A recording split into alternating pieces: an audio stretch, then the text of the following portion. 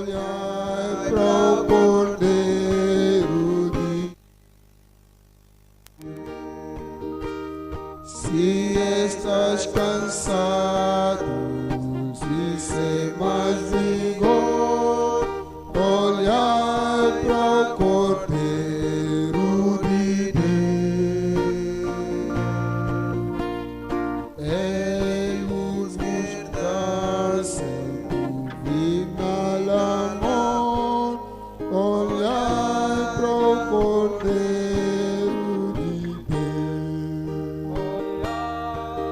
Olhai para o Cordeiro de Deus. Olhai para o Cordeiro de Deus. Porque só Ele os pode salvar. Olhai para o Cordeiro de Deus.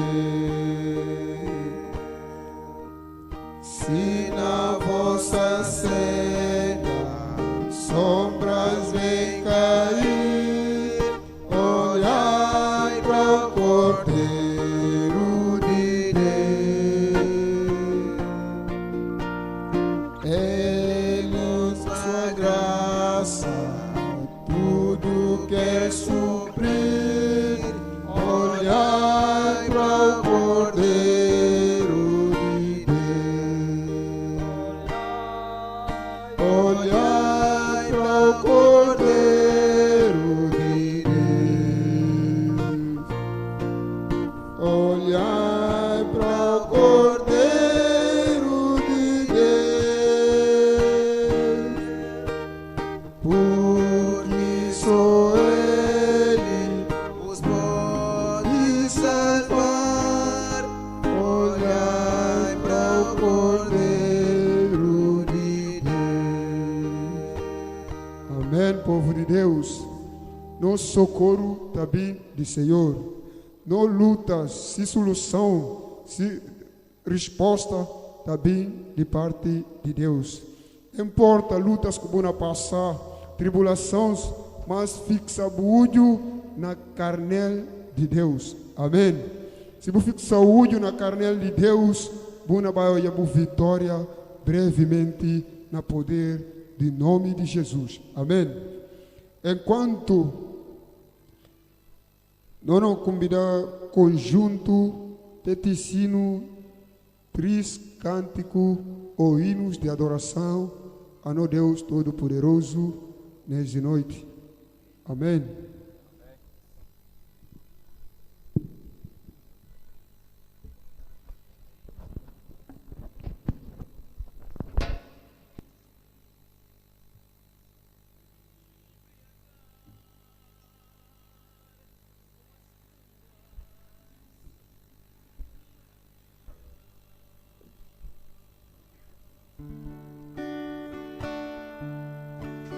Vou temer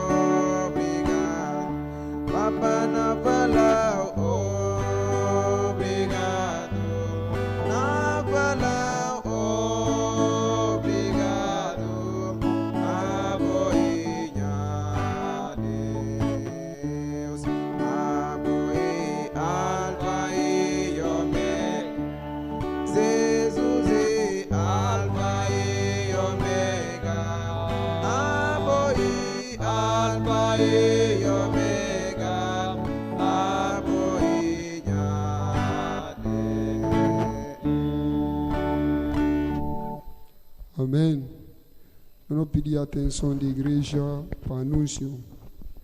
Primeiro anúncio, círculo de oração, tem a oração e jejum, na Engoré, dia 2 de mês que não entra. Dirigente, irmã Neala e pregador, missionário Marcos. Convenção geral extraordinária, dia 18 e 19 de julho, com tudo pastores nacionais encarregados de congregação.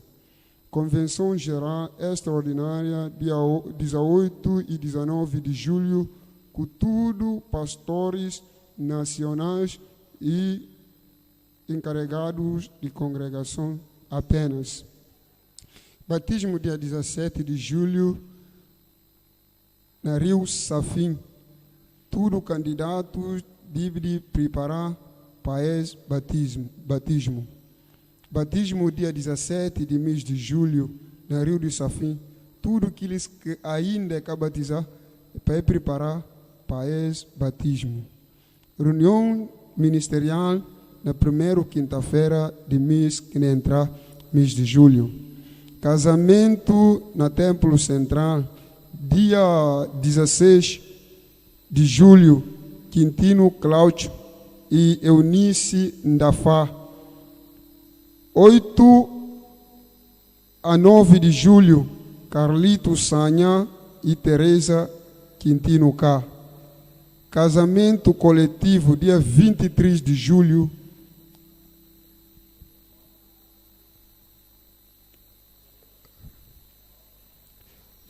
casamento coletivo e nascedo dia 9 para amanhã.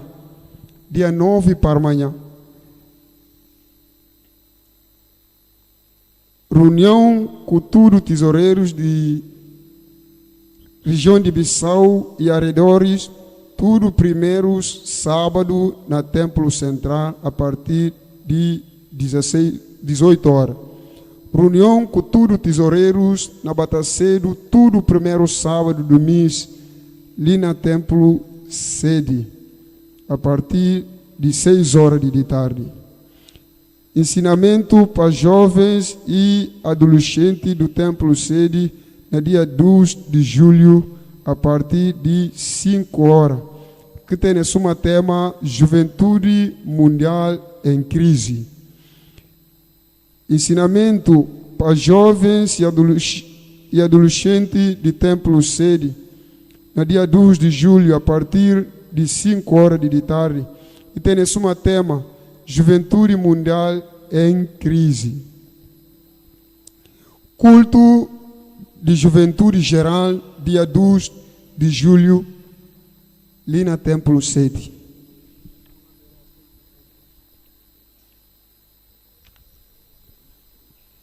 E ainda tem culto coletivo, dia sábado. Juventude Geral, dia 2, ainda está reunido ali na Templo Sede, na culto geral de jovens. Amém. Se o anúncio terminar, nós vamos convidar o amado pastor Pedro Vaz, que vem orar por não entregar tempo à palavra.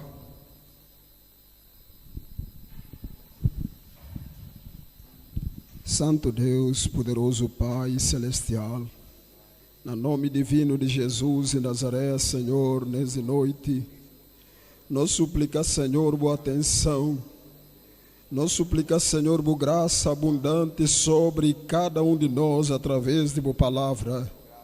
Pai, no nome de Jesus Cristo, abençoa, Senhor, boa igreja de tal forma, através de boa palavra, Senhor, Pai, tem consolo, Pai, tem maravilha, Senhor, Pai, tem renovação espiritual, Senhor. Pai, boa misericórdia está acima de tudo, poderes de mal. Boa misericórdia, Senhor, é maior que tudo, Senhor Deus Todo-Poderoso. Pai, esta razão, nós suplica, Senhor, boa misericórdia sobre a igreja nessa noite. No nome de Jesus Cristo, Pai, nos agradeceu e nos espera, Senhor, boa maravilha sobre cada um de nós, para meio de boa palavra, no nome de Jesus. Primeira carta de São Pedro, primeira carta escrita por Pedro, São Pedro, primeira carta, capítulo 1, para que leiamos a palavra de nosso Deus. Primeira carta, capítulo número 1, versículo número 9. A palavra de nosso Deus diz: recebendo o fim, o objetivo da vossa fé, que é a salvação das vossas almas. Desta mesma salvação inquiriram, indagaram diligentemente os profetas, que profetizaram da graça que se vos haveria de ser destinada. indagando eles qual tempo e ocasião em que o Espírito de Cristo que estava sobre eles indicava, ao dar de antemão testemunho sobre o sofrimento que a Cristo havia de vir e sobre as glórias que o seguiriam, aos quais, aos profetas, foi revelado que não para si mesmos, para a sua época, para o seu tempo, mas para vós que viveis agora. Eles, os profetas, ministraram essas coisas que agora vos foram anunciadas por aqueles que, pelo Espírito Santo enviado do céu, vos pregaram o Evangelho, coisas para as quais até os anjos desejaram atentar.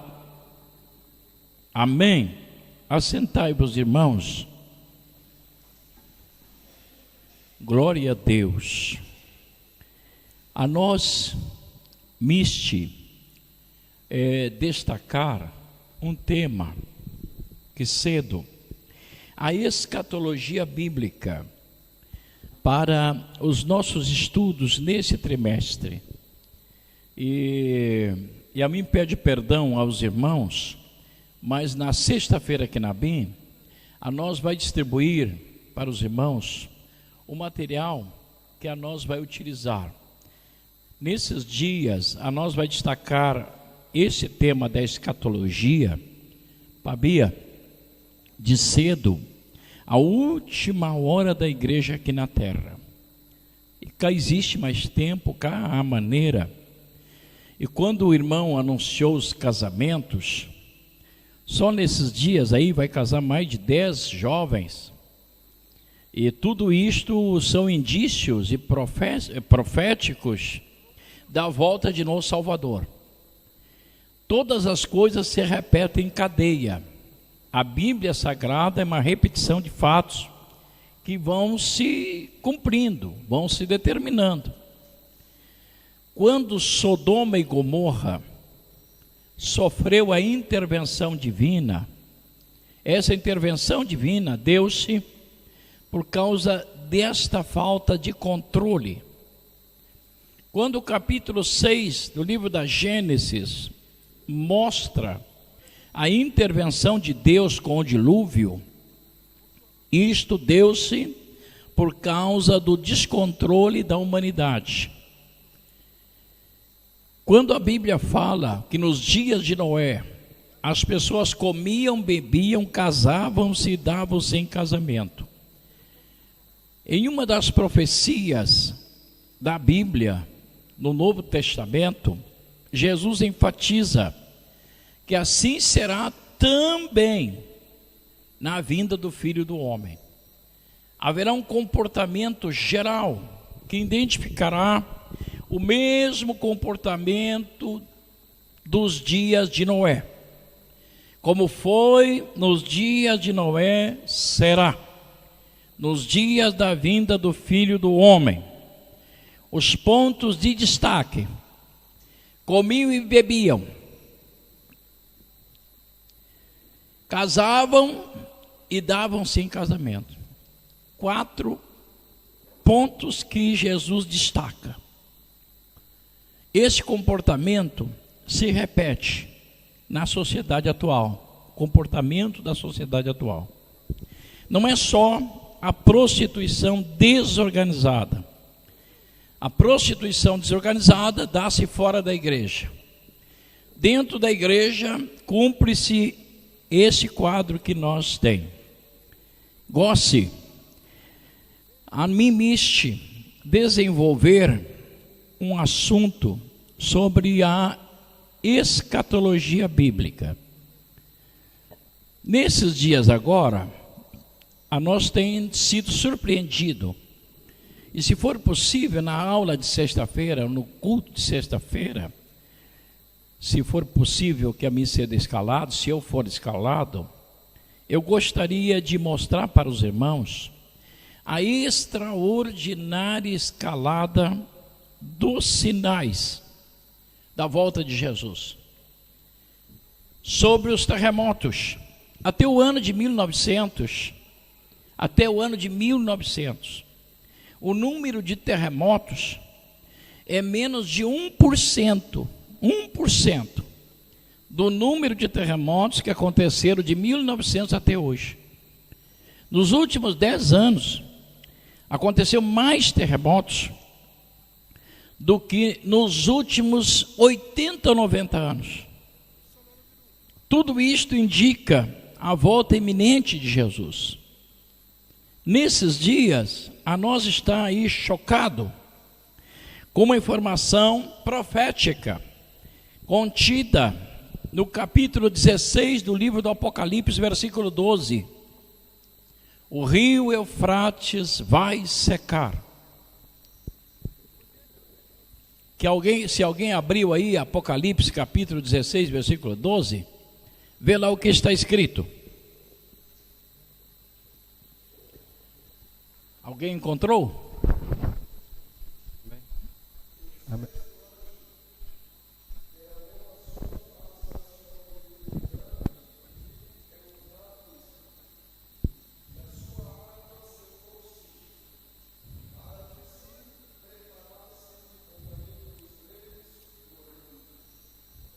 Veja os irmãos, o rio Eufrates está entre 4 rios que nascem do Jardim do Éden. 4 rios que se estabeleceram desde a criação do Jardim do Éden. E o rio Eufrates, na história, durante 6.000 anos, até Oz, nunca havia baixado seu nível, e sendo uma das maiores preocupações do Médio Oriente, pela sua posição e a sua alta fluência de água. Mas agora, nesses dias, a nós está vendo o rio Eufrates seco. Só existem umas pequenas poças de água, um filamento de água no leito do rio, um imenso do rio, profundo, mas está totalmente seco. A ciência está explicando que é o uso indevido dos projetos agrícolas e outros existentes na região. É uma explicação. Se não estivesse escrito na Bíblia Sagrada, há 2.000 anos, a nós podia ficar conjecturando que pode ser o mau uso da tecnologia agrícola. Todavia, o capítulo 9 do mesmo livro de Apocalipse registra outro fato relacionado ao rio Eufrates. São 2 fatos relacionados ao rio Eufrates. O primeiro deles fala de 4 anjos que têm uma função importante para Deus dentro da escatologia bíblica. 4 anjos. Esses 4 anjos estão colocados sobre o rio Eufrates há milhares de anos. E não sairão de lá. Eles estão presos, estão amarrados para um dia, mês e hora, dentro das previsões proféticas divinas. Esses 4 anjos têm uma missão que Deus estabeleceu há milhares de anos, até poderíamos dizer milhões de anos. Se tomarmos o Efésios, a carta ao Efésios, como base, que a nós sendo salvos antes da fundação do mundo, e os crentes salvos antes da fundação do mundo, e os perdidos condenados antes da fundação do mundo, isto sob a presciência de Deus, a onisciência de Deus. Então vamos descobrir que esses anjos integram um plano de Deus há milhões de anos. E eles foram colocados sobre o rio Eufrates. Eles não estão no fundo do rio, não estão na margem direita, não estão na margem esquerda. Eles estão sobre o rio Eufrates. E estão lá presos para um serviço especial. Um serviço especial. Quem encontrou? Capítulo 9. Alguém encontrou? 4 anjos amarrados sobre o rio Eufrates. Encontrou? Para que a nós entenda isto. A quarta dia ao 6º anjo, e tinha a trombeta, solta os 4 anjos que estão em frente ao grande Eufrates. Os irmãos observaram que estas 2 profecias cumprem um dos 3, ou das 3 ações de Deus. A primeira delas, os selos. A segunda delas, as trombetas. E a terceira, as taças. Os selos e sendo revelações divinas do plano de Deus. Sabia disto? Jesus é o centro de tudo relacionado aos selos. É Ele que vem, Ele que toma o livro selado, que está sobre o trono de Deus. É Ele que coloca-se de pé e todas as criaturas eternas se dobram os joelhos diante dele. É Ele que toma os selos e começa a abrir um por um. Cada livro tem uma sentença. Essa sentença é sendo condenatória, e sendo destruidora, e sendo de juízo, mas de revelação. Os selos começam a revelar o plano eterno de Deus. E quando chega ao seu final, as grandes maravilhas de Deus começam a ser mostradas. No 4º capítulo de Apocalipse, isto não vamos citar, é apenas uma citação paralela. O 4º capítulo, João ouve uma voz do céu e dizendo: sobe para cá. E João deixa a terra e é levado ao céu. Vê o trono de Deus e vê as visões do céu. Deus começa a revelar para ele. Mas quando chegamos ao capítulo 9, encontramos já as trombetas soando. As trombetas são anúncio dos juízos. Anúncio dos juízos. E quando a trombeta soa, a 6ª trombeta, a nós encontra uma grande revelação. O anjo ordena: solta os anjos que estão amarrados sobre o rio Eufrates, para o dia, mês, ano e hora. Então Deus sabe de todas as coisas desde a eternidade passada. O que estes anjos vão fazer? Qual a missão desses anjos? Qual a missão desses anjos? 4 anjos. E por que eles estão amarrados? São 2 indagações. O que eles irão fazer? Qual a sua missão? Segundo, por que esses anjos estão amarrados? Os anjos de Deus não precisam ficar amarrados. Eles obedecem estritamente. O capítulo 11 da primeira carta aos Coríntios, quando fala sobre a autoridade dos mandamentos de Deus, Paulo cita os anjos, falando sobre a necessidade do uso do sistema nazireu para as irmãs que não devem cortar os seus cabelos. Está escrito que o cabelo longo, crescido às irmãs foi dado por causa dos anjos. Quem conhece anjo, quem já viu um anjo, quem já teve uma visão de um anjo, quem já recebeu uma visita de um anjo, sabe que os anjos não têm cabelo comprido. Os anjos não usam cabelo comprido. Segundo, os anjos se manifestam em teofanias. E isto é importante para nós entender. A relação e a explicação do que Paulo está ensinando se refere à obediência irrestrita. Se Deus disser para um anjo, fica aqui nesta igreja até que eu te mande sair, e deixar ele 1 milhão de anos, ele vai ficar aqui 1 milhão de anos de pé, esperando que Deus diga, saia daí.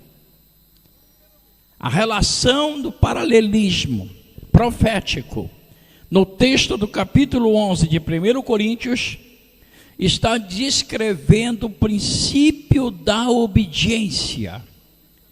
Lembre-se que Paulo traça um paralelo sobre um princípio chamado princípio de autoridade. E ele diz, a mulher tem sobre a sua cabeça o homem tem sobre a sua cabeça Jesus Cristo. Jesus tem sobre si o Pai, Deus. Esta cadeia de autoridade se interliga por princípios dentro do plano estabelecido por Deus e revelado para a igreja. Agora, quando nós encontramos 4 anjos amarrados, e justamente sobre o rio Eufrates, alguém pode associar isto com uma mensagem escatológica, com alguma coisa ligada à escatologia bíblica. E na verdade, está ligado diretamente à escatologia bíblica. Para os irmãos que estão estudando a escatologia, eu quero chamar a atenção de vocês. A nação de Israel está convocando todos os seus militares. Em Israel, tanto as irmãs, as senhoras, quanto os homens prestam serviço militar. Tanto as mulheres quanto os homens, na sua juventude, aos 18 anos, prestam serviço militar. E ambos desenvolvem técnicas militares de guerra.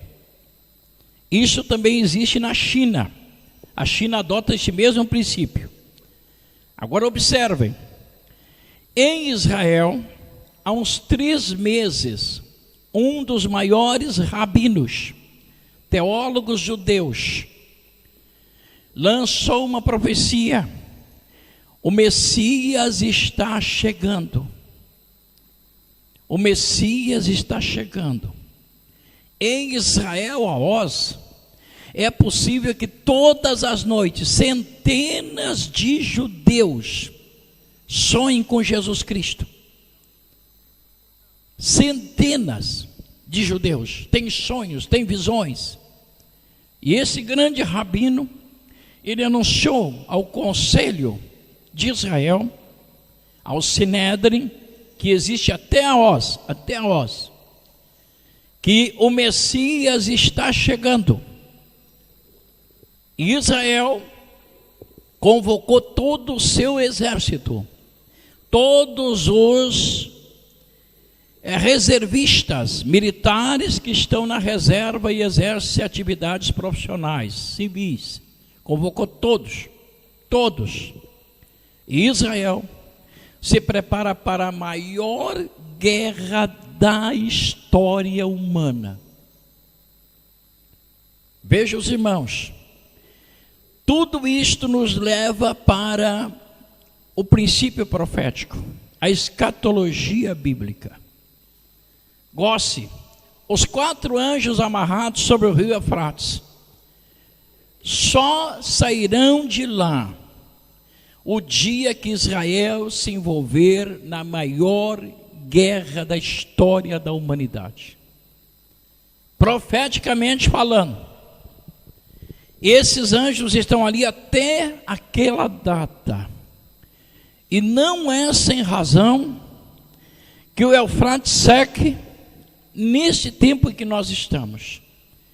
E não é sem razão que os sinais proféticos das nações estejam se cumprindo.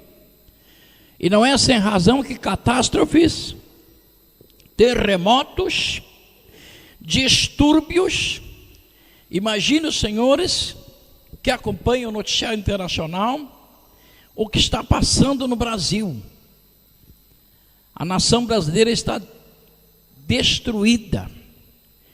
São os maiores escândalos da história da humanidade. Nem em Roma, durante a devassa de Roma, aconteceu o que aconteceu no Brasil, o que está acontecendo no Brasil. É a maior imoralidade da história humana. Mas isso não é só no Brasil, é no mundo todo. Por que que se notabilizou no Brasil?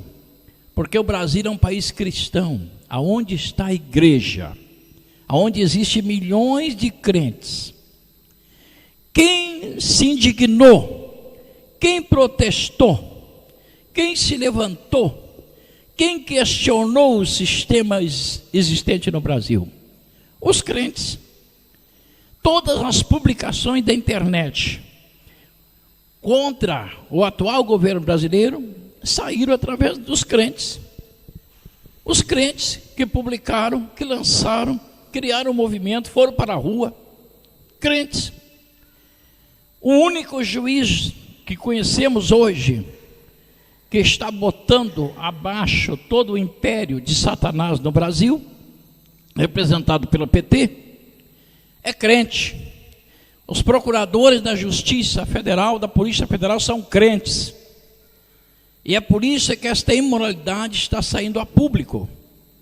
Agora vejam, os irmãos, tudo isto é profético. Os governantes desmaiarão de terror, ouvindo os movimentos sociais. Várias vezes eu li que a senhora presidente do Brasil tentou se suicidar no meio desta pressão. Imagine os senhores, o Brasil tem 214 milhões de pessoas. A presidente anuncia que vai dar um discurso na televisão, num determinado horário. Milhões de pessoas nas casas pegam panelas, colheres e ficam esperando a hora. E a hora que começa o pronunciamento, começa a bater panela, panela, panela, panela. Na nação toda. Vocês imaginam a reação desta senhora? Houve dia que ela cancelou o pronunciamento, porque ela sabia que todinha a nação estava preparada para fazer um barulho. E não tem barulho mais tocante na alma do ser humano do que bater uma panela que está vazia, que não tem comida. Então todo esse processo, irmãos, leva-nos para a expectação de que a nós está chegando ao fim de tudo. Agora, veja os irmãos, o arrebatamento da igreja vai se dar a qualquer momento. A qualquer momento. E ele se dará num abrir e fechar de olhos. Depois do arrebatamento, os crentes, os pastores. Vocês conhecem um grande pastor, um ilustre pastor em algum lugar? Esse vai ficar, não vai subir. Todos os eminentes vão ficar. Vão ficar. Os governantes, após o arrebatamento, vão chamar esses pastores, os conselhos de pastores. Vão chamar os conselhos. O conselho vai lá, no gabinete da presidência. O que aconteceu? A igreja foi arrebatada, conforme está escrito na Bíblia. E você, por que não foi? Isso é uma história longa. A nós lia a Bíblia, mas a nós caminhamos cumprir. Segundo, este arrebatamento levou para o céu só fanático. E a nós era contra os fanáticos. A nós pensava que o fanatismo não valia a pena. Que devíamos ser crentes com todas as nossas lides e atividades sociais. Agora nós está ali e os fanáticos desapareceram tudo. Só foi arrebatado fanático. E os governantes vão perguntar: e agora? O que vai acontecer? Qual é o próximo passo? O que vai acontecer? Agora o Senhor vai se manifestar a Israel, aos judeus. Por quê? Porque depois do arrebatamento da igreja, Jesus vai salvar os judeus, vai buscar os judeus, resgatar os judeus. Depois do arrebatamento não existe mais salvação para gentil, só para judeu. O remanescente dos judeus serão salvos. Está aí no capítulo 11 de Romanos, versículo 25. Não quero que sejais ignorantes, enquanto não entrar o tempo, enquanto não fechar a porta dos gentios, enquanto não terminar a dispensação dos gentios, os judeus não receberão cuidado especial de Deus.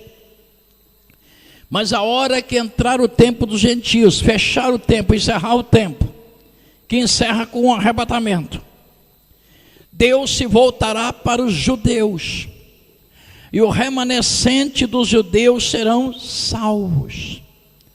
Não depende de conversão, não depende de anúncio, não depende de pregação, não depende de ninguém.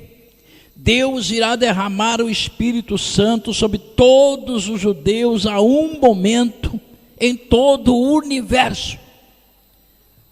Em um só momento, todos os judeus romperão falando em língua estranha, homens, mulheres, jovens e crianças. A um momento, os judeus chamarão os empregados. Os judeus são ricos e donos de grandes empresas no mundo. Chamarão os empregados, entregarão as empresas. Aqui está a escritura, aqui está tudo, pegue tudo isto. A nós vai de volta para Israel, a nós vai embora. A nós vai embora. E esse judeu não vai estar dizendo assim: senhoras e senhores, a nós está indo embora. Ele vai estar dizendo, chorando, como um pai chora pelo filho mais velho, primogênito, o primeiro filho, quando este morre. Esses judeus todos estarão chorando. E alguém vai perguntar: o que é isto? E os judeus dirão: nós matamos o Messias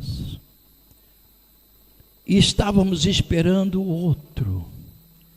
Agora o Espírito Santo nos mostrou que aquele que nós matamos há 2000 anos é o Messias. E voltarão a Jerusalém, subirão o Monte das Oliveiras, onde souberam, onde ouviram, onde conheceram a história, leram, que Jesus subia para orar, aonde na última ceia, Jesus foi preso. Subirão o Monte das Oliveiras, dobrarão os joelhos, levantarão as mãos aos céus e chorando gritarão: venha o teu reino, venha o teu reino. Enquanto estiverem gritando e chorando, não será um dia, as tropas de todas as nações do mundo se reunirão para impedir que o mundo seja destruído. Veja os irmãos, primeiro ponto, a igreja será arrebatada.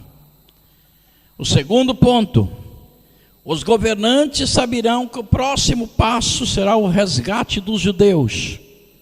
Jesus descerá sobre o Monte das Oliveiras, colocará os seus pés sobre o monte, ele se fenderá em duas partes, abrindo um vale no centro.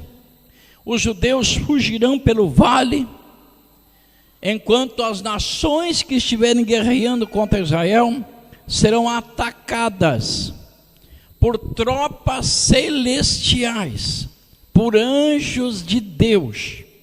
Agora, de posse disto, a nós identificará duas coisas. A primeira delas, as nações do mundo atacarão Israel para impedir a destruição da terra. A destruição da terra. Os pastores dirão: depois que Deus salvar Israel, Ele vai destruir esse mundo.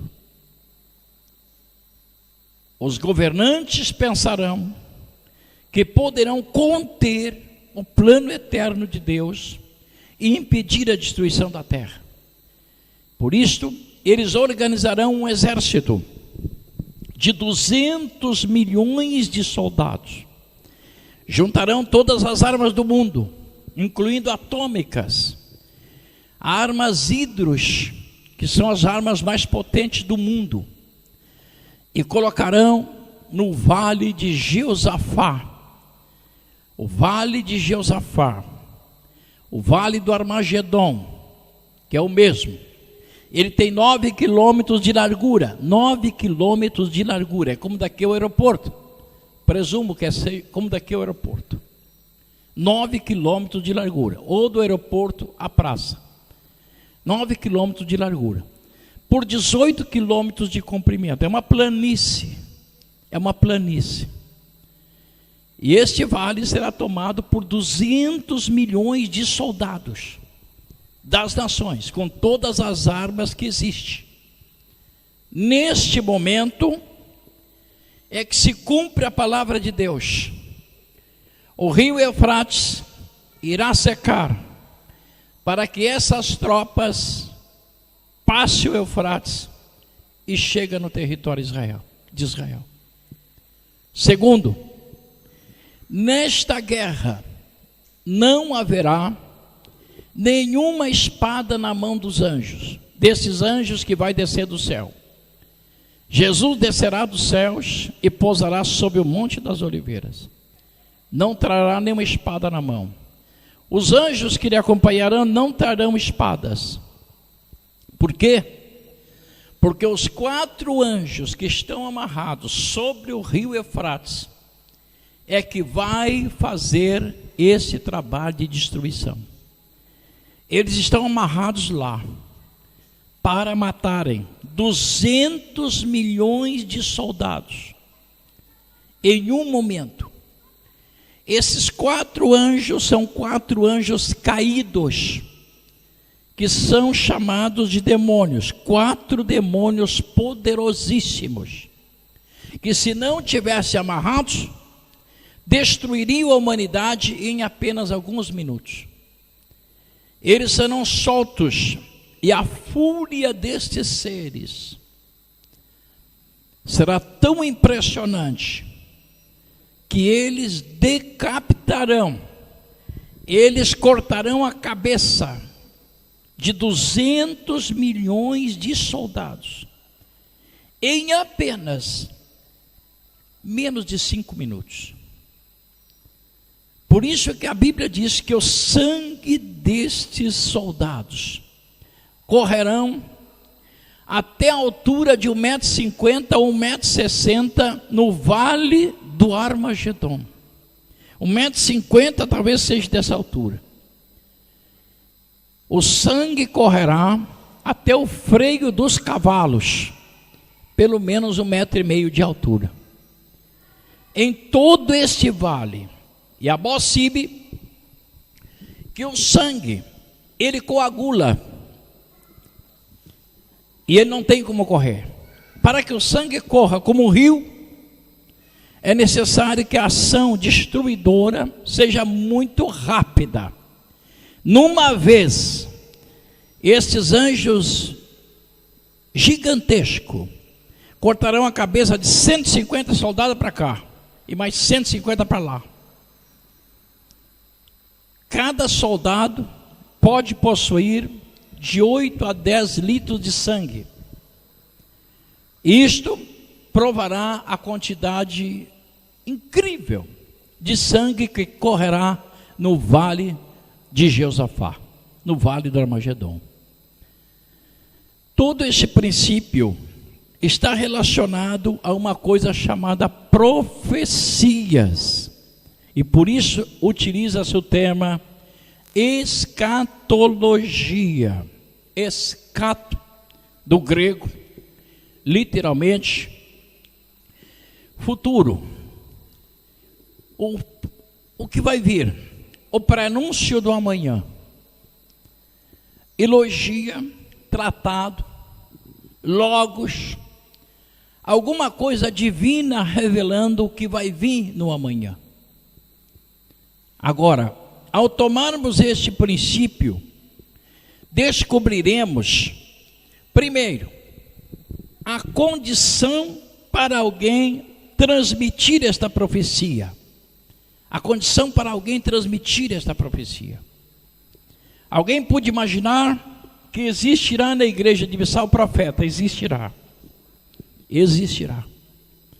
Já existe hoje profeta na igreja em Bissau. Existirá muitos. Mas a condição para chegar a esse estado de transmitir vaticínios proféticos ou revelar mistérios que vai acontecer nos próximos dias. Por exemplo, eu creio que nós saberemos o dia do arrebatamento. Nem todos.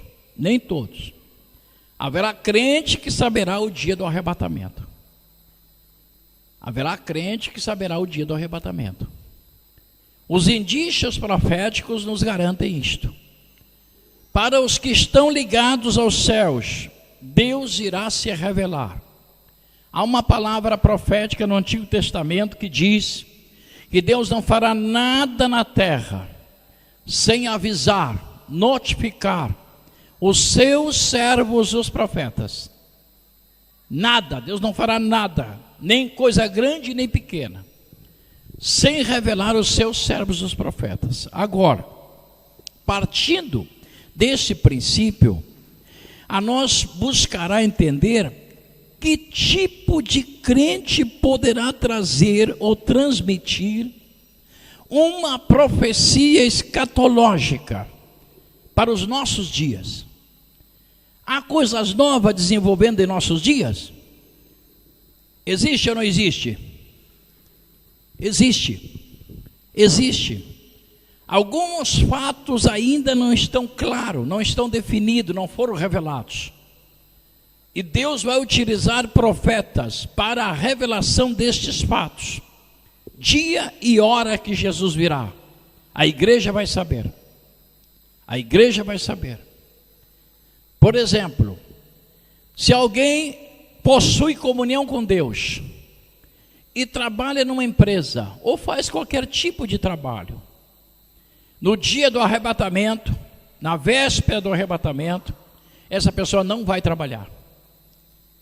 Bom, ela começa que já na semana anterior ao arrebatamento, ela começa a receber uma manifestação tão poderosa de Deus, que ela não poderá se comunicar com ninguém, não terá assunto para falar. Será tomada pelo um sentimento e um despertar tão grandioso, de um sobrenatural de Deus, que vai sacudir a sua vida. Se alguém lhe chamar, ela vai olhar e não terá palavras para dizer. Na medida que se aproxime o dia do arrebatamento, a sua pressão será aumentada grandemente. Quando vocês leem sobre o profeta Ezequiel, encontrarão o profeta Ezequiel passando por grandes amarguras, por grandes angústias. Ele disse: e fui transportado pelo Espírito em grande amargura, em grande angústia, e fui colocado em Tel Aviv, a região onde moravam os judeus na Babilônia, para transmitir-lhes uma mensagem, para mostrar-lhe a condição. Jeremias, ao profetizar sobre os 70 anos do cativeiro, ele passa essas mesmas angústias. Um dia o Senhor lhe chama e diz: Jeremias, compra um cinto novo de linho, um cinto que prendia a roupa.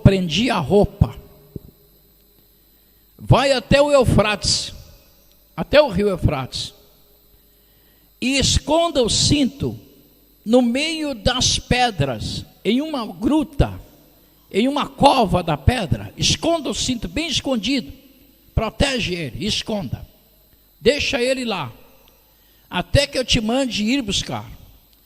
Passou-se muito tempo, e um dia Jeremias já havia esquecido o cinto.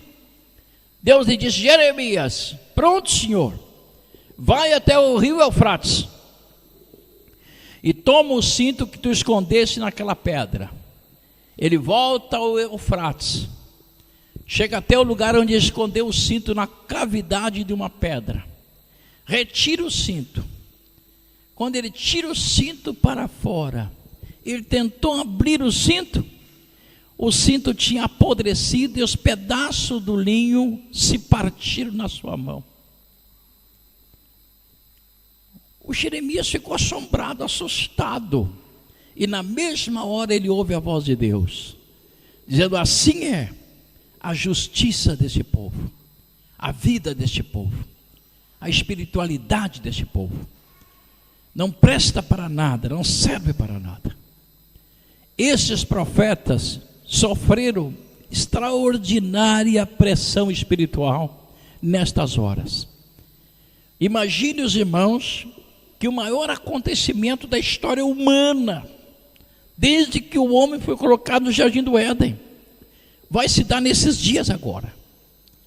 Assim como existirá uma grande indiferença, o que cedo há indiferença, as pessoas não verão nenhuma motivação, não verão nenhum sinal. Quanto mais a nós fala: Jesus vem,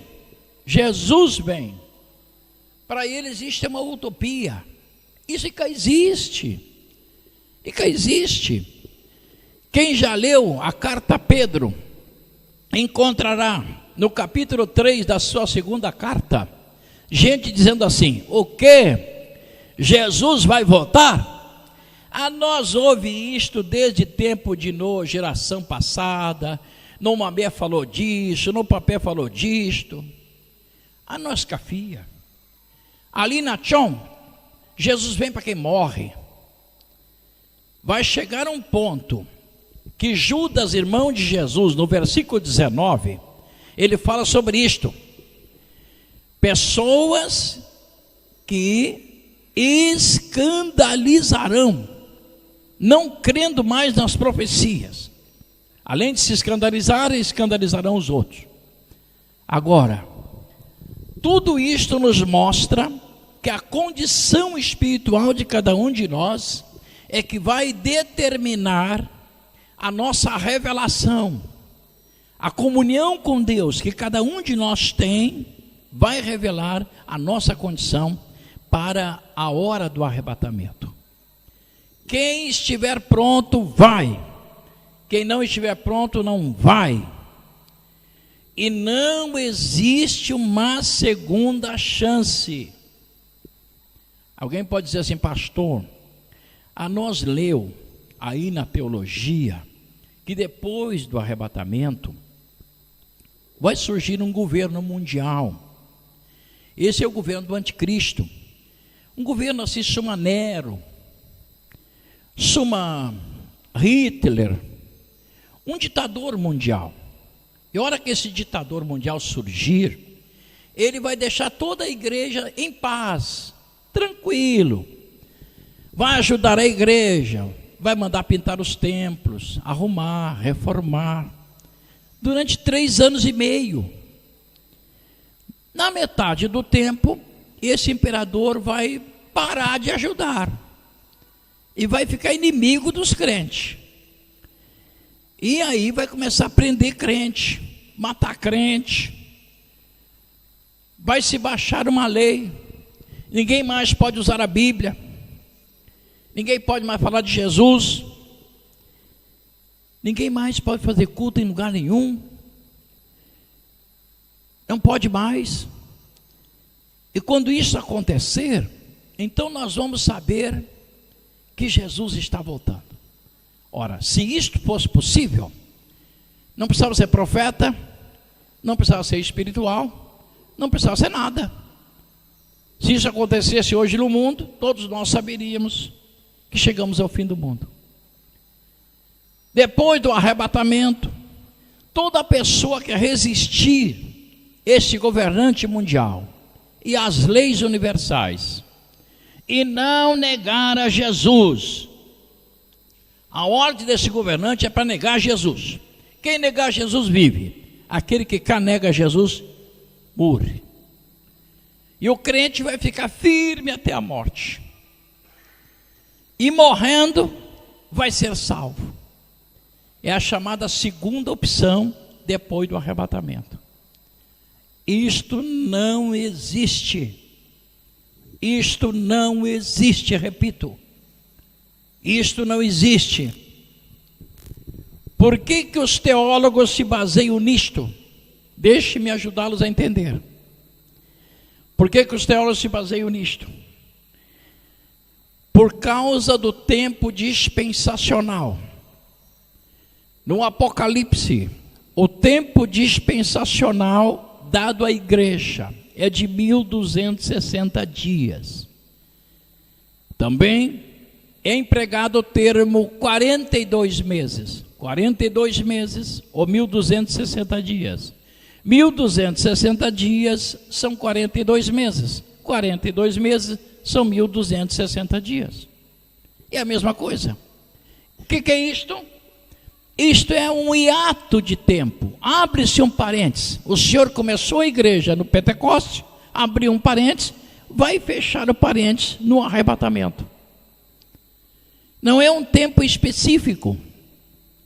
Como esse tempo e cedo determinante, o que os teólogos descobriram? Transformar este período de tempo em tempo real. Isto vai completar-se exatamente 7 anos. Associo isto com as 70 semanas de Daniel e a última semana que falta cumprir-se. O livro de Daniel não é para a igreja. O profeta Daniel não tem profecia para a igreja. Na capítulo 12 de Daniel, versículo 1 até o 3, há uma palavra profética. Daniel, fecha o livro, encerra a profecia, até o tempo do fim. Até o tempo do fim. Que tempo do fim é este? É o tempo dos gentios, até que se complete o tempo dos gentios. O apóstolo Paulo diz: até que se complete o tempo dos gentios, os judeus não terão privilégios. Tu, Daniel, ficarás, repousarás, e estarás aguardando a ressurreição. Quando o tempo dos gentios terminar, tu te levantarás do pó da terra, e não só tu, muitos e muitos judeus que viveram crente e morreram crente, ressuscitarão para a vida eterna, mas outros ressuscitarão para a vergonha eterna. A profecia de Daniel não se aplica à igreja, é algo exclusivo para os judeus. Paulo, escrevendo a carta a Tessalônica, no capítulo 4, do versículo 13 a 18, Paulo cita 3 grandes vozes que anunciarão a volta de Jesus. 3 grandes vozes que anunciarão o fim do mundo. 3 grandes vozes que anunciarão 3 grandes acontecimentos finais, da última hora, antes do arrebatamento.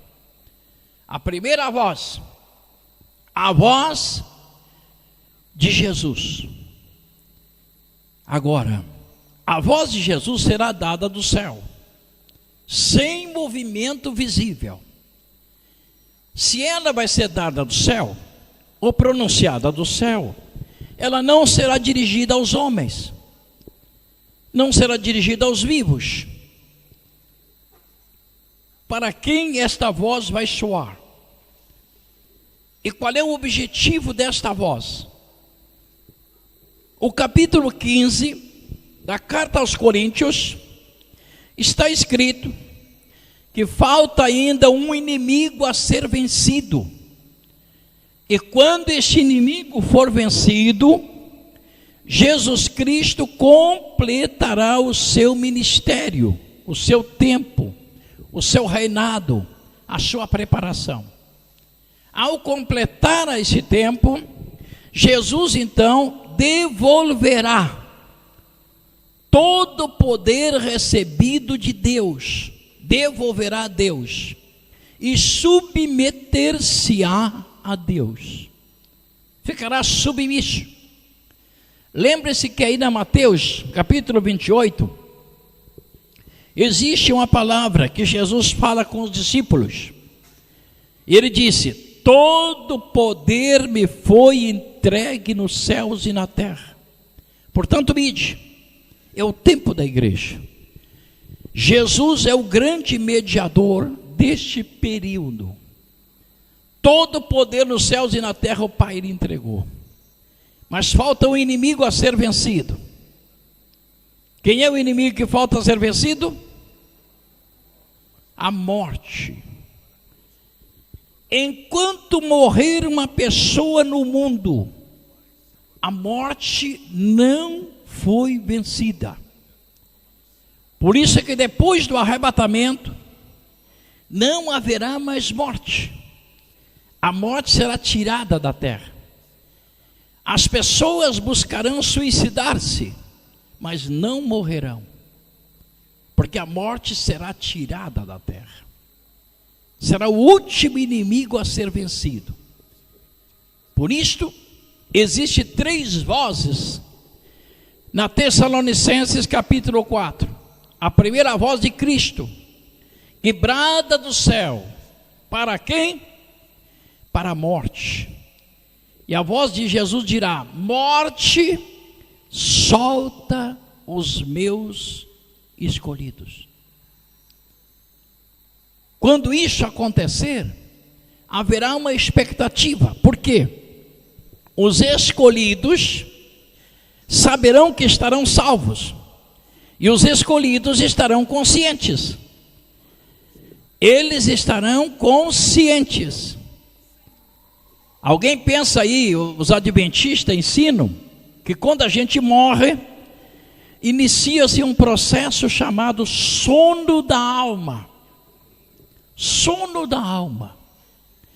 Esses adventistas são tão ignorantes, são tão desprovidos do conhecimento e da revelação divina, que eles não conseguem nem definir os termos corretamente. Não conseguem definir os termos corretamente. Não existe alma depois da morte. Com a morte, a alma se desfaz. Depois da morte, só existe espírito e corpo. O corpo para o pó da terra de onde foi tomado. E o espírito volta a Deus que o deu. E a alma se desfaz. Vamos entender isto para nós poder compreender esse mistério? Quando Deus formou o homem, Ele formou o homem do pó da terra, da lama, da argila, um boneco de barro, e soprou nas narinas do homem o espírito de vida, o roach. O roach da língua hebraica significa fôlego, respiração. Sopro. Soprou. Quando soprou, este barro, esta lama, transformou-se em corpo humano, da forma que nós somos.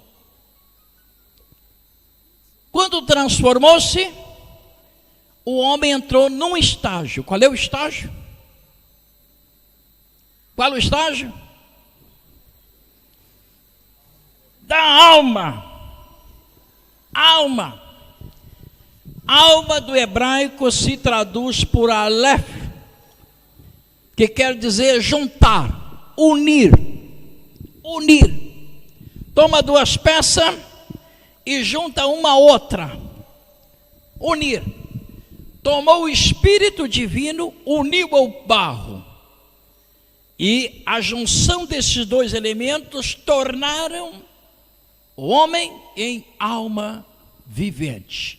Vivente do termo movimento, agir, andar, falar, ir, vir. Este é o sentido do termo alma. Agora, quando os adventistas, e não é só os adventistas, outros segmentos evangélicos ensinam que na morte as pessoas entram num sono, um processo chamado sono da alma. Ora, se as almas deixam de existir, que adventista ignorante? Que espécie de sono é este? O capítulo 16 de Lucas, quando Jesus fala do rico e Lázaro, diz que ele falava, ele lembrou-se do pai, lembrou-se dos irmãos, conheceu Abraão, conheceu o mendigo. Pai Abraão, manda o mendigo, esse mendigo aí, o Lázaro, molhar a ponta do dedo na água e refrescar a minha língua. Pai Abraão, manda um desses mortos ressuscitar, ir lá na terra, para pregar para o meu pai, para minha mãe, para os meus irmãos. Ele se lembrou que ele tinha 5 irmãos, para os meus 5 irmãos. Pai Abraão, eles são da mesma religião que eu sou. Sabe o que ele queria dizer? Assim como eu estou aqui, é para aqui que eles vêm. Manda alguém lá dizer para aquela gente que existe céu e existe inferno, e que eu estou aqui no meio dessas chamas do inferno. Primeiro Abraão diz para ele: é impossível, entre nós e vós existe uma cima. O termo cima significa um vale que não tem maneira de se passar de um lado para o outro.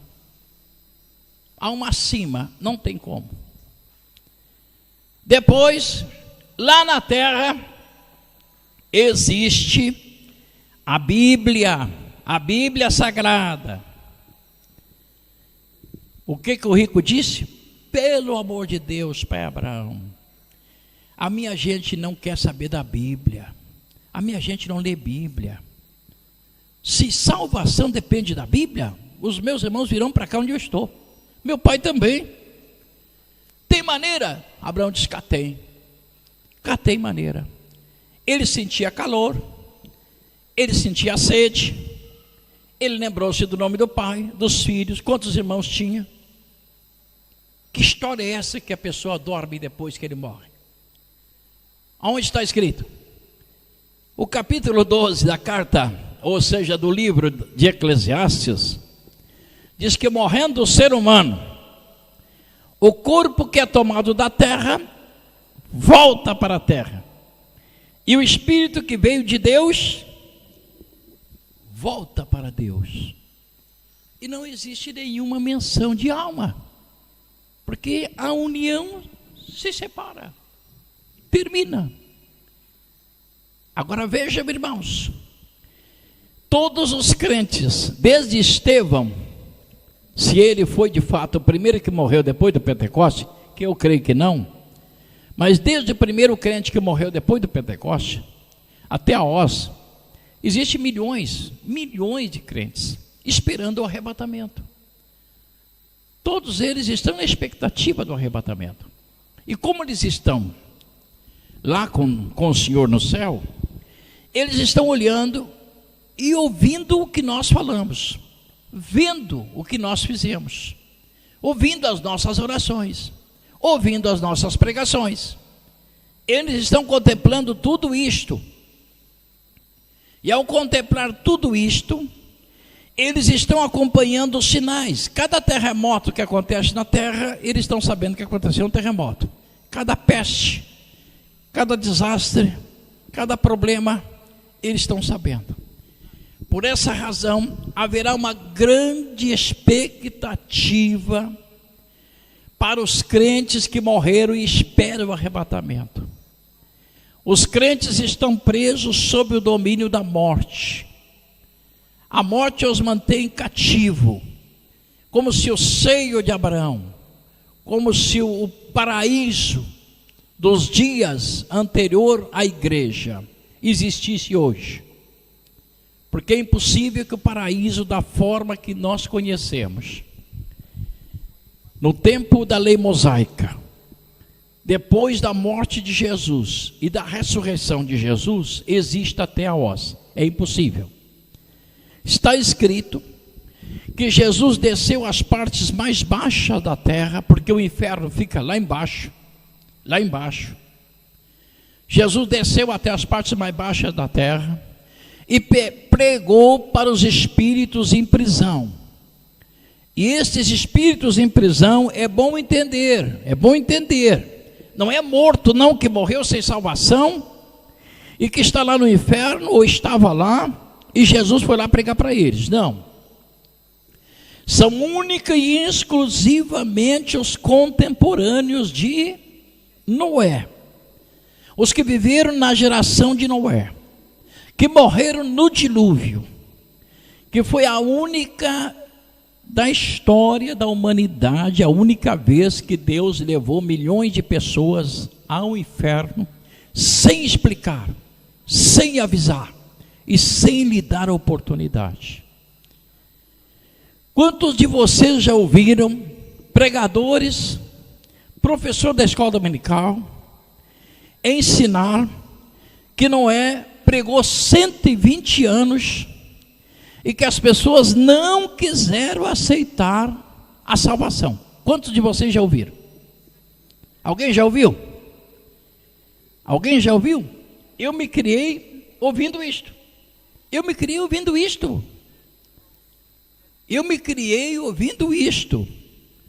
E a razão fundamental é um termo que se aplica em uma das cartas pastorais.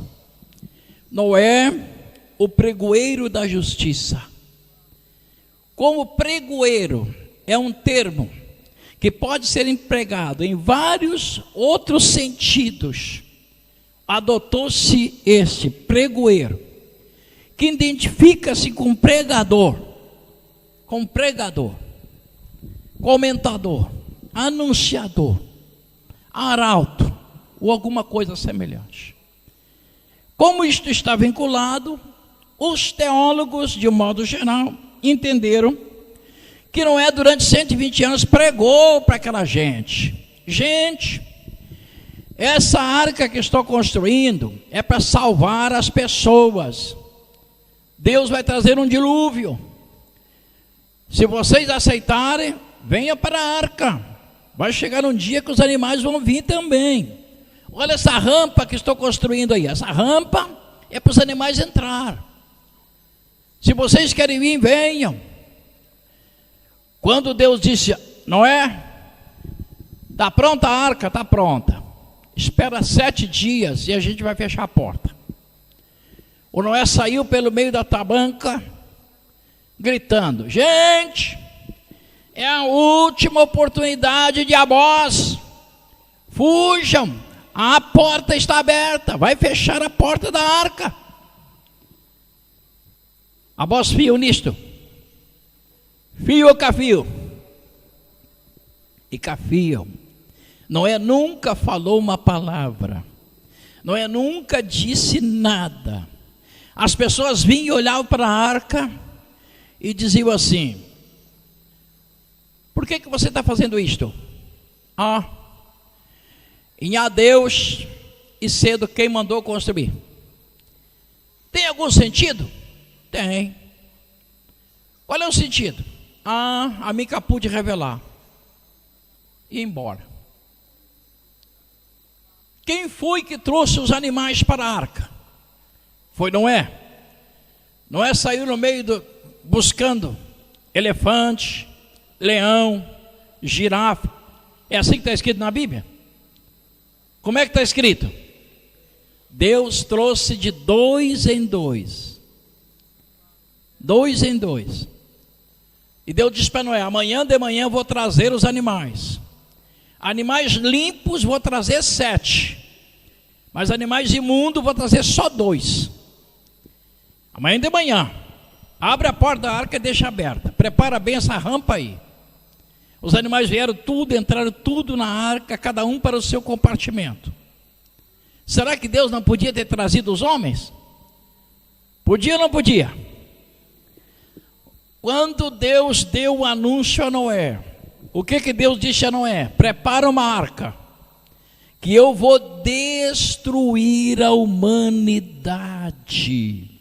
Eu vou matar todos os homens, mulheres e crianças. Nenhum deles será salvo. Vou lançar todos eles no inferno.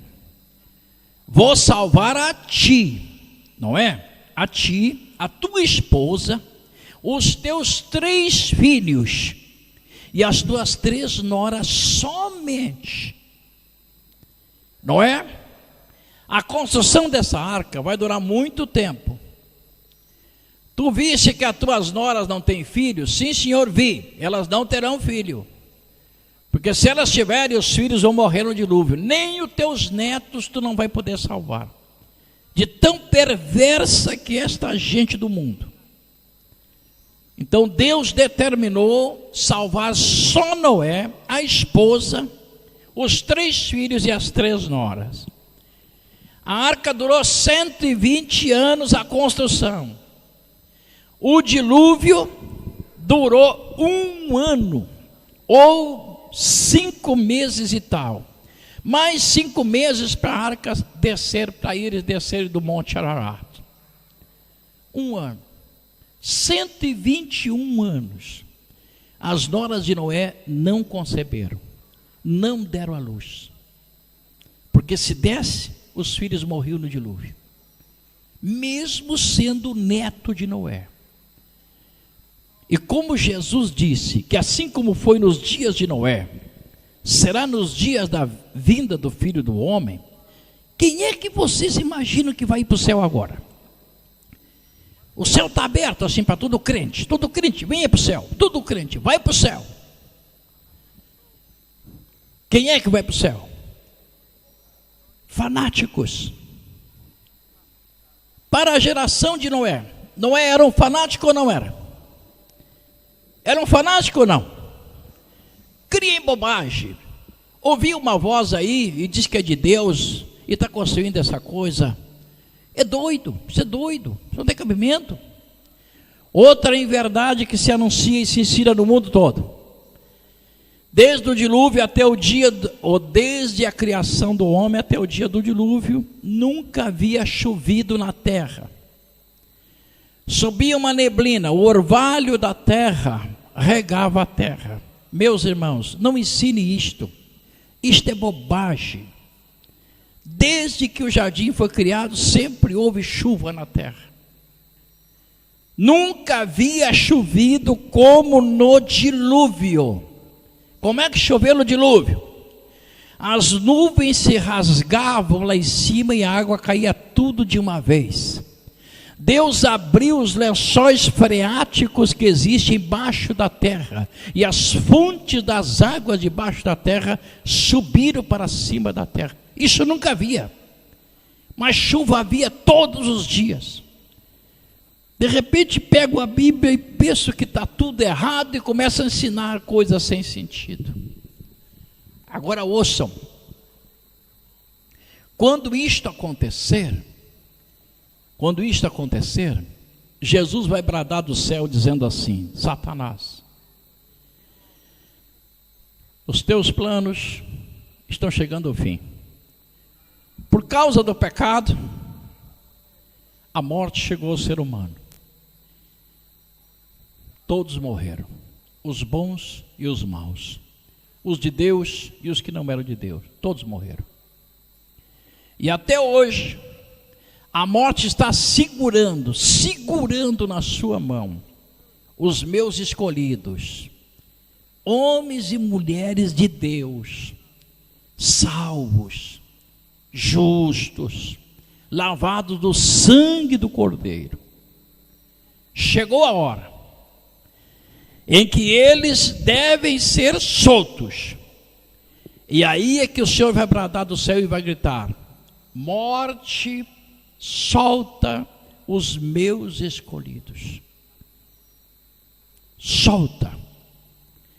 Desde aquela hora para frente, nenhuma pessoa morrerá mais.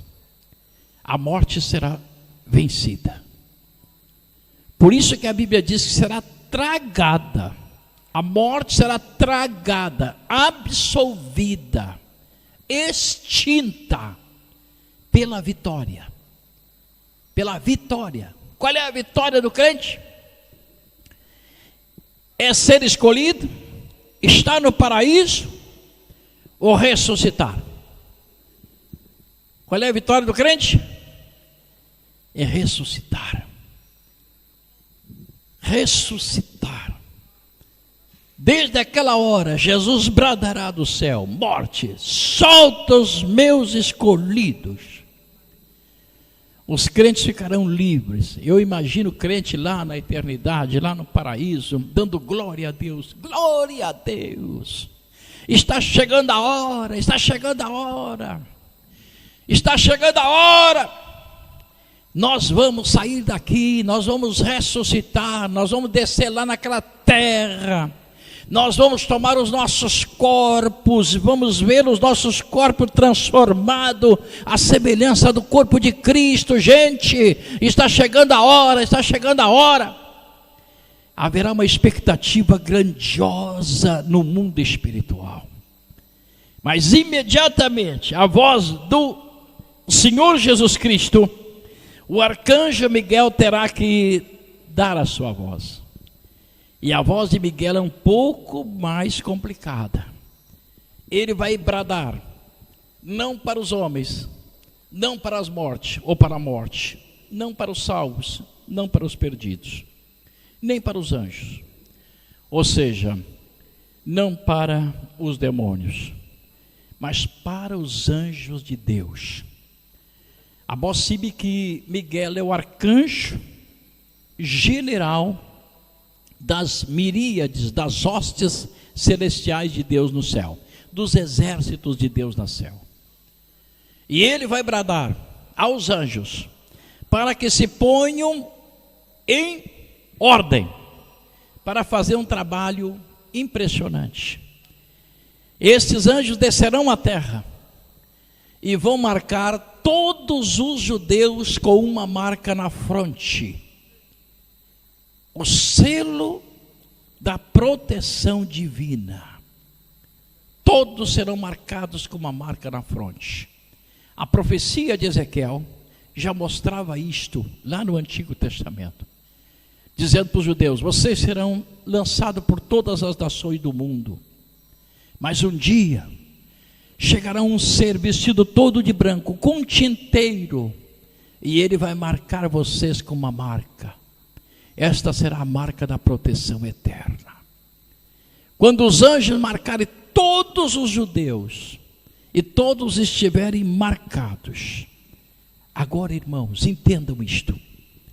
Esta marca é a marca da proteção. E tem que haver um sentido para isto. Porque só os judeus serão marcados. Nenhum gentio será marcado, só os judeus. Os crentes não precisam. Eles vão ser arrebatados. Os salvos.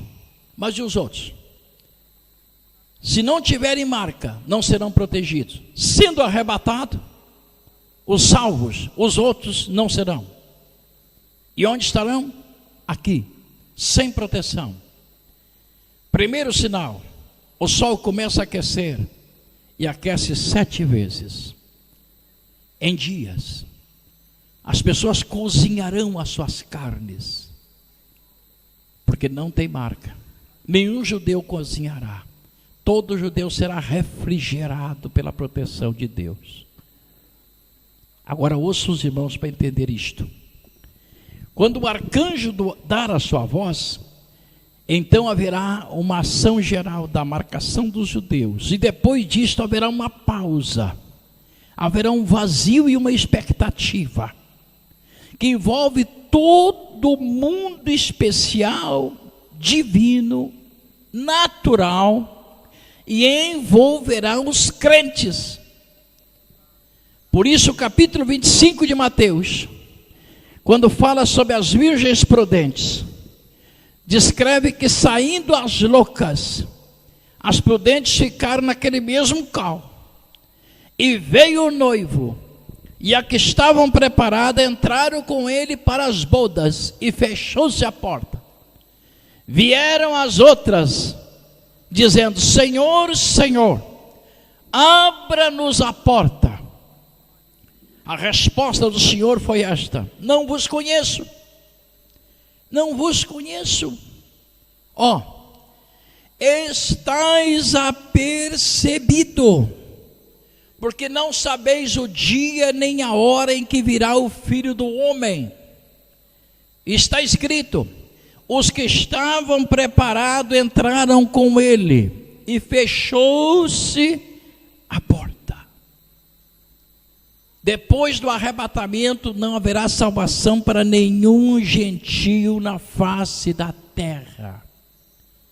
E quem somos nós? Somos gentios ou judeus? Somos gentios. Os brasileiros são gentios ou judeus? Os guineenses são gentio ou judeu? Todos nós somos gentios, brasileiros, norte-americanos, europeus, asiáticos, africanos, oceanos, todos são gentios. Por essa razão, se nós não nos prepararmos agora, não haverá outra oportunidade. Quando temos todos os sinais à nossa volta, vendo aí o rio Eufrates secando, parece que não tem nada que mova mais a igreja. Não existe nada que motiva mais a igreja. O exército de Israel sendo agrupado, e Israel anunciando que se prepara para a grande guerra do Armagedom. Ninguém dá atenção. Terremotos para todos os lados, ninguém dá atenção. Pestes, ninguém dá atenção. Há 50 anos atrás não era assim. Não era assim. Quando alguém dizia: Jesus está voltando, as pessoas choravam na igreja. Choravam. Eles tinham um desejo profundo de estar preparado. Havia uma consciência que precisava estar preparado. Mas hoje nós vivemos um tempo de sono. Sono. Vou encerrar. A segunda epístola à igreja de Tessalônica, no capítulo 2, versículo 1. Jesus não virá. Jesus não voltará. Jesus não chegará, sem que antes venha a apostasia e se manifeste o homem do pecado.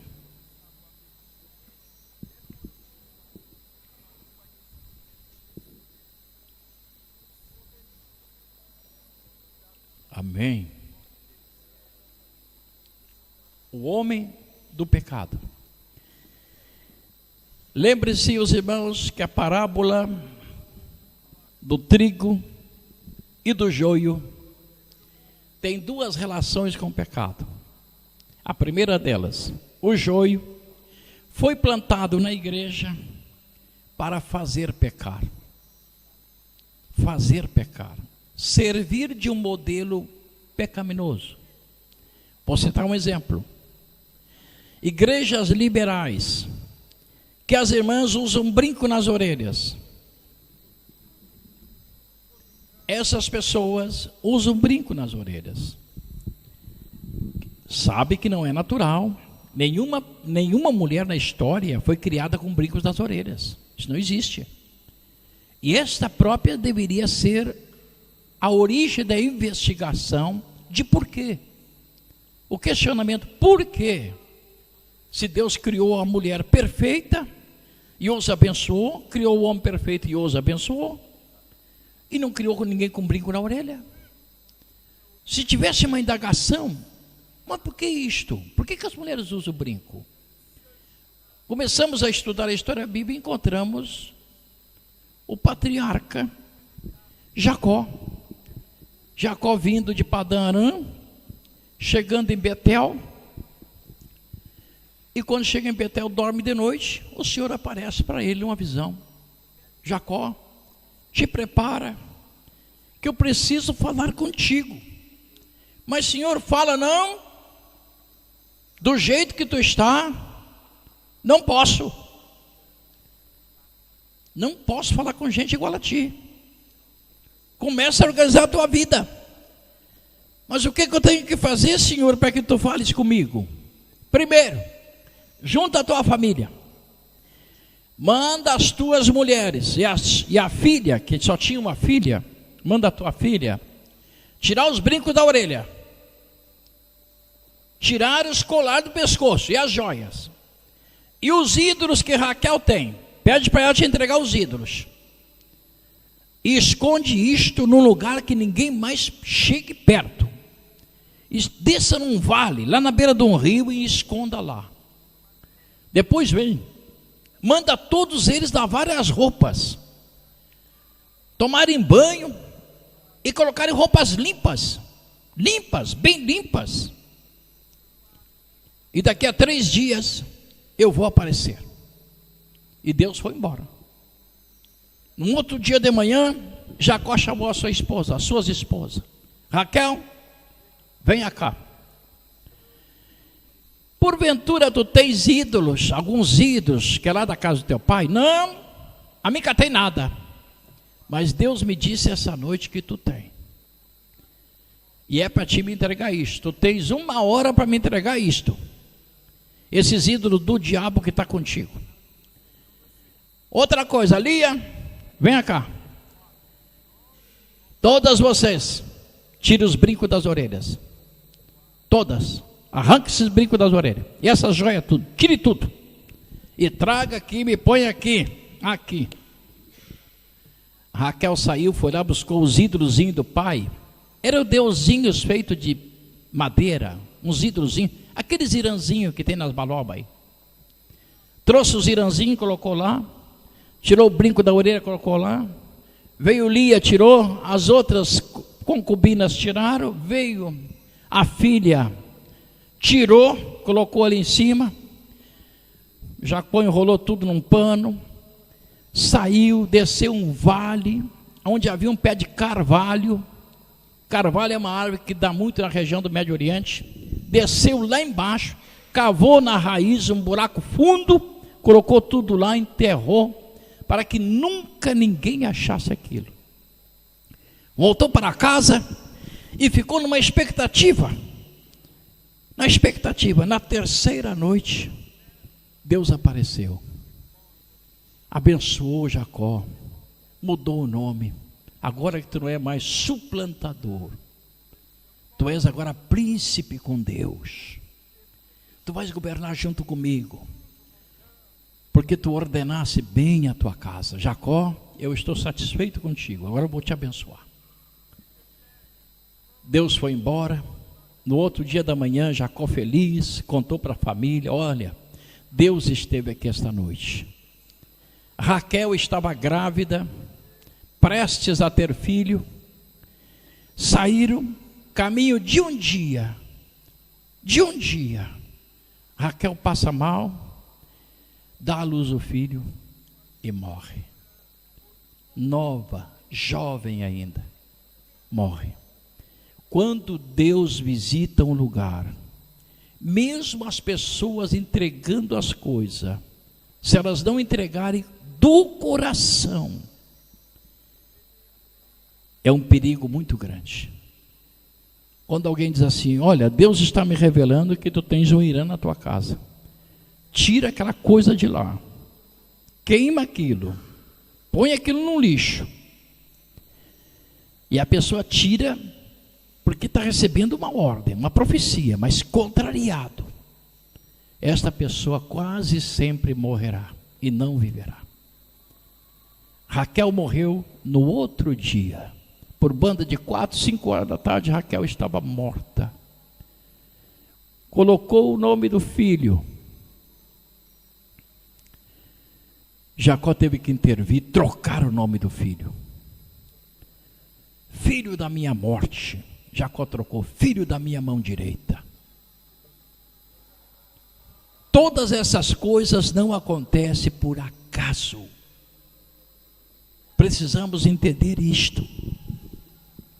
Agora estamos chegando na hora do arrebatamento da igreja.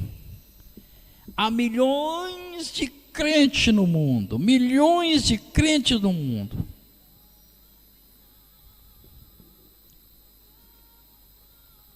Aleluia. Aqui é uma pergunta e eu vou responder para encerrar. Existe por aí vários vídeos, filmes, livros com o tema Deixados para Trás. Nesses vídeos, nesses filmes, nesses livros, a gente encontra que depois do arrebatamento da igreja, se você não foi arrebatado, não se preocupe não. Você vai viver tranquilo, porque daqui a 3 anos e alguma coisa vai aparecer o anticristo, aí você tem chance de não negar a Jesus. Vão lhe matar, vão lhe cortar a cabeça. Mas o que é cortar a cabeça? Você vai resistir muito bem. Primeiro, que isso não existe. Segundo, que a minha Bíblia diz que o Espírito Santo será tirado da terra. Se hoje tu nega Jesus, quando ninguém está matando ninguém, imagina os irmãos quando o anticristo, se é que ele chegasse, se é que ele viesse, chegasse com todas as suas tropas, cortando a cabeça de toda a gente. A pessoa sem o Espírito Santo vai resistir o quê? Não vai resistir nada. Não vai existir nada, vai se enterrar chão adentro. Mas isso não existe. Isso não existe. Jesus virá a uma hora que nós não esperamos, e quem estiver preparado, vai. E quem não estiver, não vai. E fica aqui e não haverá possibilidade de ser arrebatado. Depois do arrebatamento, Jesus vai tratar com os judeus.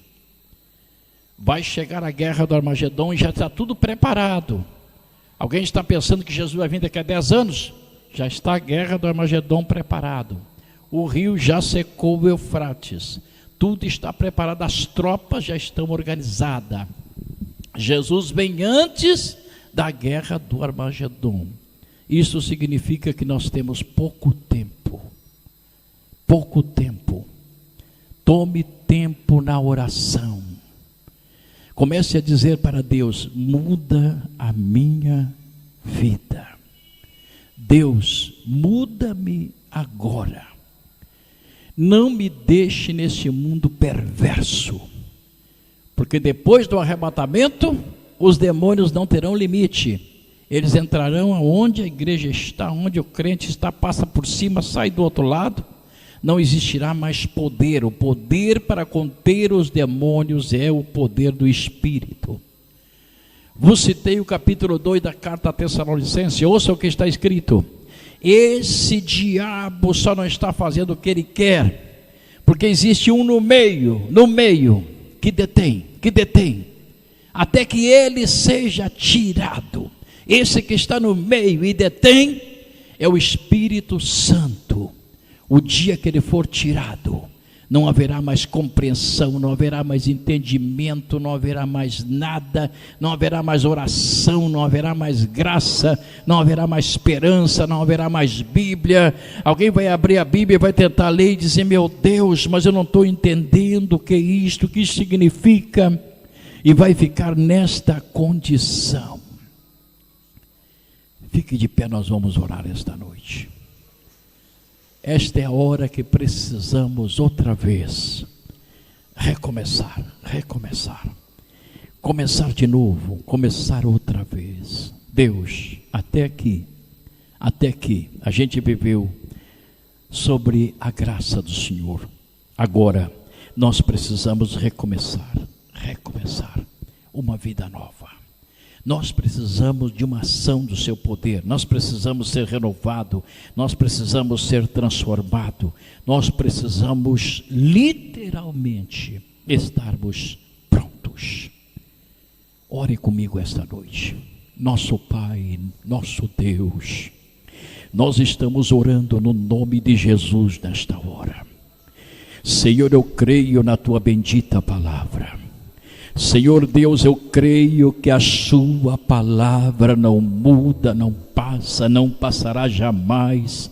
Ela vai se cumprir como está escrita, como está determinado.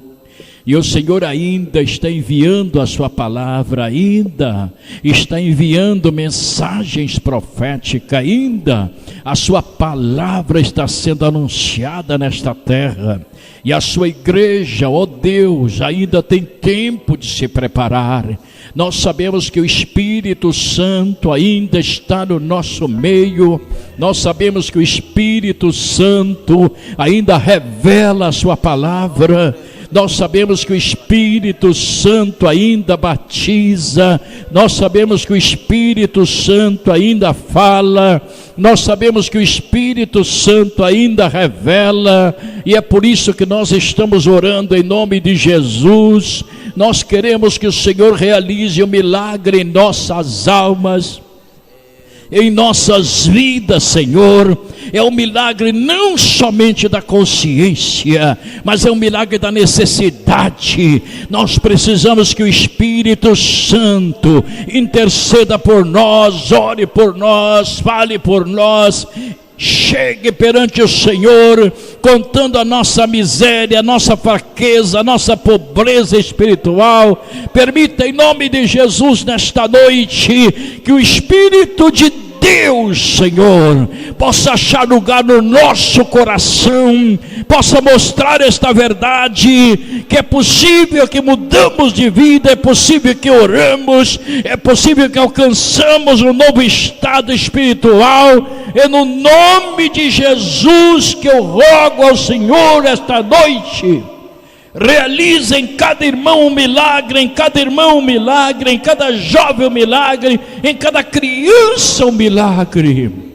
Senhor Deus Todo-Poderoso, é no nome divino de Jesus que nós oramos. Amém. E só no Deus está dando vitória. E só no Deus está dando vitória. E só no Deus está dando vitória. Aleluia, aleluia, aleluia.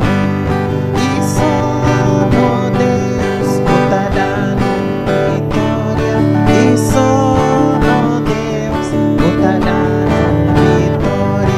E só no Deus está dando vitória. Aleluia, amém. E só Jesus como livrador. E só Senhor o nada morto. E só Jesus o solibacer. Aleluia, amém. Amém. Pastor, agradecer a presença de todos os irmãos e ainda convidar irmãos para participar no culto de amanhã, 5 horas, culto de juventude. E ainda tem um pregador escalado para pregar nesse culto. E também vamos aproveitar a anunciar tudo porteiros e diaconisa de que amanhã tem a consagração desse departamento. Amém, povo de Deus. Nós convidar o amado irmão Júlio de Amé para vir orar, para pedir de oração e também para encerramento do culto. Sim, não vai orar. Senhor, no Deus que está no céu, nós falamos muito obrigado. Obrigado por a palavra, ao Senhor Jesus Cristo. Pai, nós agradecemos por a misericórdia, ao Senhor Jesus. Em nome do nosso Senhor Jesus Cristo, Pai, nós não intercedemos nesse momento a favor do Senhor Jesus, que aí nós pedimos oração para esse tio amanhã. que ainda vai para o judiciário, ó Senhor Jesus Cristo, toma conta dele. Vou fazer por realizar o milagre, ó Senhor Jesus, amanhã, nessa vida, em nome de nosso Senhor Jesus Cristo. Pai, ó meu Deus, não aclama, ó meu Pai, para esse resto de dias, ó Senhor Jesus, que sobra, ó Senhor. Para buscar a misericórdia conosco, ó Senhor Jesus Cristo. O perdoar os pecados, ó Senhor Jesus Cristo.